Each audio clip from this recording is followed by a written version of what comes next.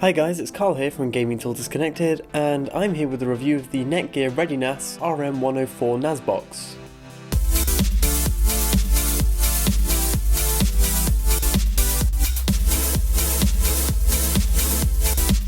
Netgear's ReadyNAS series is designed with the average user in mind. The largest model, the RN104, has a total of 4 bays, and we got our hands on this to see what it was capable of. The specs of the RN104 aren't anything to get particularly excited about, but it should be plenty powerful enough to get you through most tasks. If you're looking at installing a media streaming solution such as Plex on it, however, you may want to look at something with a bit more power, if you're expecting multiple people to be using it simultaneously.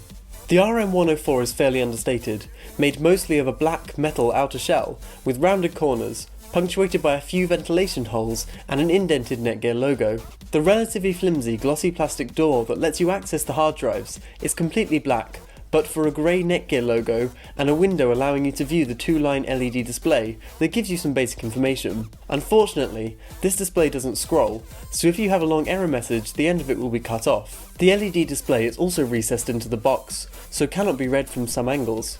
Along the top is the USB 2.0 port, a backup button, indicator lights for each of the hard drive bays, and a power button that lights up when the NAS box is active. Weighing in at 4.7 kilograms without any hard drives inserted, the RN104 is one of the heavier options for NAS boxes of its class. The back has 2 Ethernet ports, 2 USB 3.0 ports, an eSATA port, and of course the power connector. The back also has a solid metal handle, which can be used to carry the NAS box, but also stops it from being pressed too close to a wall, which could otherwise restrict airflow and damage the cables plugged into the RN104. The drive bays are also made almost entirely out of metal, and facilitate 3.5 inch or 2.5 inch drives. 3.5 inch drives are mounted via a toolless snap-on drive tray, whereas 2.5 inch drives have to be screwed down.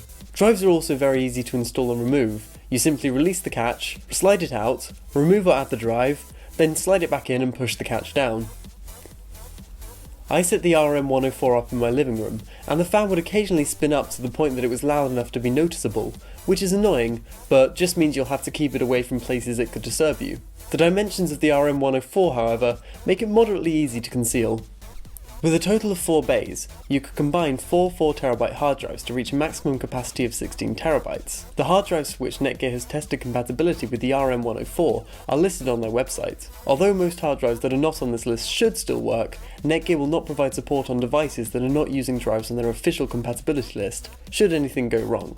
One thing I will say is that you need to make sure the drives you put in the RN104 are completely blank. I forgot to wipe one of my drives beforehand, and the RN104 wasn't particularly happy. Instead, it just displayed an error code and refused to recognise the drive. When you use more than one drive, Netgear employs what it calls X-RAID, which essentially means you'll be using a RAID 1 if you have 2 drives, or a RAID 5 if you use 3 or more drives. You also have the option to define your own RAID setups if you so wish. However, I highly recommend you use Netgear's proprietary X-RAID, as it deals with rebuilding drives if anything goes wrong. One thing to mention with X-RAID is that it does not allow you to create multiple volumes.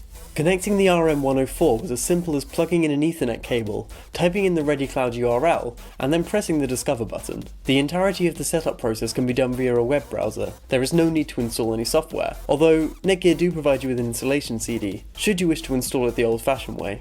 As well as using the RN104 as a storage device, you can download some extra apps from Netgear themselves and third-party clients such as Plex, Sickbeard, and OwnCloud. These apps can make your NAS box a bit more useful, but there aren't that many of them. The experience of downloading them is functional, but aesthetically displeasing, and when you open them up they don't really feel like they belong on Netgear's software. One app that is notably missing is Dropbox. Although you can create your own Dropbox as service using something like BitTorrent Sync or OwnCloud, the lack of such a popular cloud storage service is quite disappointing, especially for a device aimed at home users. I also downloaded the Netgear mobile app to a Samsung Galaxy S4 and an iPhone 5S, but was unable to get past the login screen without crashing on either device. The iOS app has not been upgraded since mid-2013 and hasn't even got the iOS 7 style interface. A slew of negative comments hasn't persuaded Netgear to make any attempts at fixing it.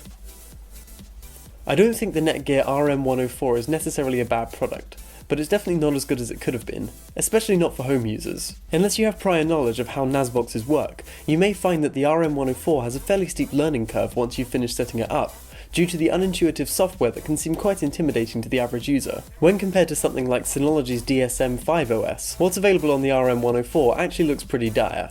The RN104 is good enough to make file sharing and backup quite easy, but that's about it. The slew of incongruous third-party apps, and a poorly implemented mobile app, really let it down. If you want to store some files on there, and back up your computer, or maybe even run a simple Plex server, the RN104 will just about suffice, but there are other boxes out there for a similar price that are just so much better. It's an incredibly average NAS box that does the absolute basics, but isn't much good beyond that.